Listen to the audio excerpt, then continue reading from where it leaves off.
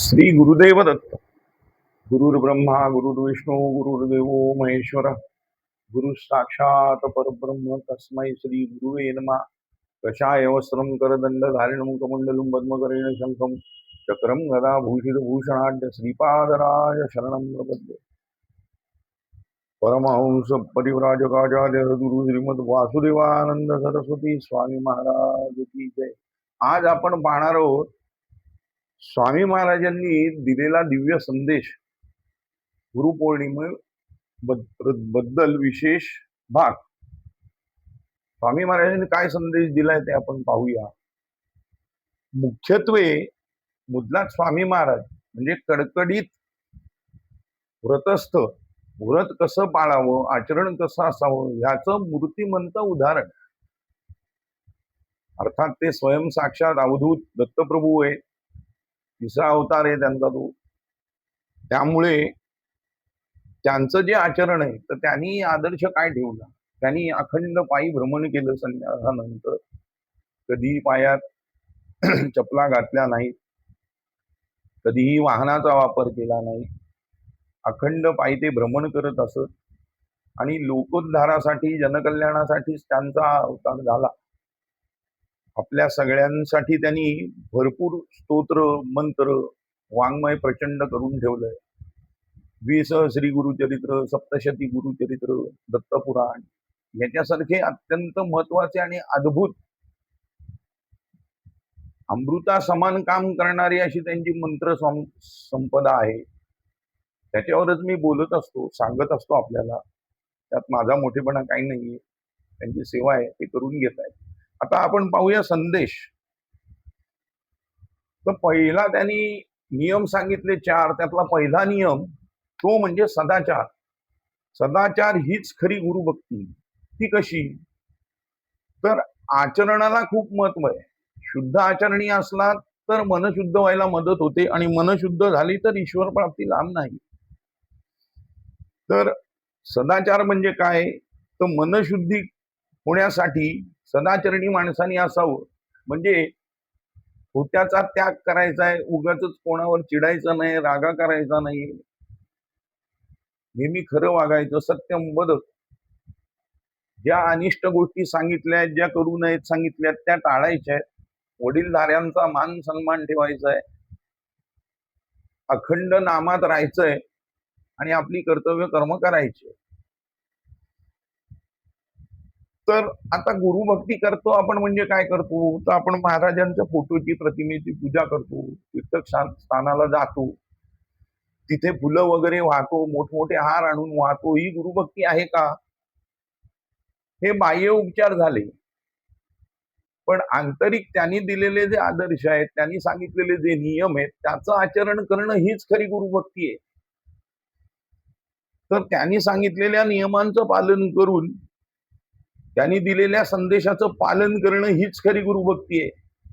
हा बाह्य दिखावा आहे. अंतरी असा भाव नसेल आणि तसं आपण जर वागत नसू तर या बाह्य उपचाराचा काही अर्थ नाहीये. कारण त्यांनी सांगितलंच ठेवलंय पुढे, ते येईलच. आता आपण पाहू की देह हा गुरु नाहीये. गुरु एक तत्व आहे. ते अखंड तत्व आपल्या सदैव बरोबर असतं. त्यामुळे भीती बाळगण्याचं कारण नाही. त्यांनी दिलेला संदेश हाच आहे.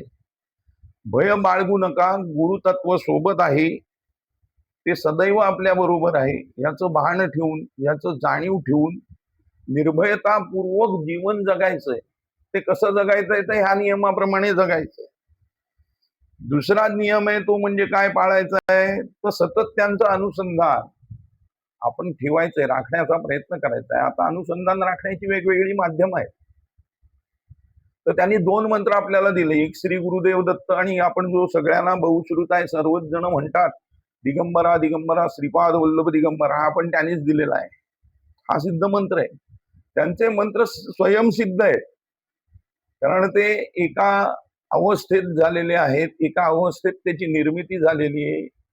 भावावस्थेत ईश्वराशी संलग्न असताना ईश्वर त्यांच्या देहरूपाने प्रकट होऊन प्रकट झालेले ते अमृतमय शब्द आहेत, मंत्र स्वरूप आहेत. हा मंत्र आपल्याला सगळ्यांना माहिती आहे. हा तारक आहे. याची 1 माळ, 3 माळ, 5 माळ, 7 माळ, 11 माळा जेवढ्या आपल्याला जमतील तेवढ्या रोज नियमित सकाळी करायच्या, मग माझ्या कामामुळे मला वेळ नाही, मी ते एक करू शकतो. आणि त्यांची जी विस्तृत ग्रंथसंपदा आहे, तर त्यातला सप्तशती गुरुचरित्र सार हा खूपच सुंदर ग्रंथ आहे. अख्ख्या गुरुचरित्राचं सार आलं आणि गीतेचा 15व्या अध्यायाचं पण त्याच्यात वर्णन आलं, मागे आपण पाहिलंय. तर नियमित त्याचं पठण आणि नामजप या 2 गोष्टी या पाळायच्या. म्हणजेच अखंड नामात राहून त्यांच्याशी आपलं अनुसंधान टिकवून ठेवायचं. त्याच्यानंतर आपली कर्तव्य कर्म करत असताना ती सचोटीने करायची, निष्ठेने करायचे, नियमपूर्वक करायचे, त्याच्यात गडबड काही करायची नाही. फळाची अपेक्षा न करता महाराजांचं स्मरण करून प्रत्येक कर्म हे कर्तव्य स्वरूप करून कर्तव्य आहे म्हणून करायचंय आणि ते त्यांच्या चरणीच अर्पण करायचंय. आणि चौथा, कर्तव्य पालन, हेच बोलतोय आता मी. हे जे आपण बघितले 4 नियम, याचं पालन करायचं. आणि एक मनाशी ठेवायची, हुणगाट बांधून टाका आजच, की गुरुतत्व हे माझ्या बरोबर आहे, स्वामी महाराज दत्तप्रभू माझ्या सोबत आहेत, भय बाळगण्याचं कारण नाही. ते सदैव आपलं रक्षण करतं, आपला सांभाळ करतं, आपल्याला योग्य मार्ग दाखवतं. तर या पद्धतीत उद्यापासून वागण्याचा आपण प्रयत्न करूया. कारण उद्या गुरुपौर्णिमा आहे, त्यानिमित्त हा व्हिडिओ केलाय. तर उद्यापासून असं वागायचा आपण सर्वांनी प्रयत्न करूया मनोमन. आणि महाराजांच्या वरती पूर्ण निष्ठा, त्या गुरुतत्वावर पूर्ण श्रद्धा ठेवून अखंड त्यांच्या नामात राहून सुखाने आनंदाने जीवन व्यतीत करूया. म्हणजेच आपल्याला परमार्थाचा मोक्षाचा लाभ होईल. तर तुम्ही हे करा, हा संदेश इतर लोकांपर्यंत पोचवा. तुम्हाला आवडला असेल तर तो फॉरवर्ड करा, लाईक करा, सबस्क्राईब करा, पण मुख्य फॉरवर्ड करा, कारण हा पोचला पाहिजे. म्हणजे गुरुतत्वाचं अखंड स्मरण ठेवून 24 तास अनुसंधानात नामाच्या राहून आपलं नित्य नियमाने सचोटीने कर्तव्य कर्म करत राहणे, यालाच परमार्थ म्हणायचा आहे. हेच अध्यात्म. श्री गुरुदेव दत्त.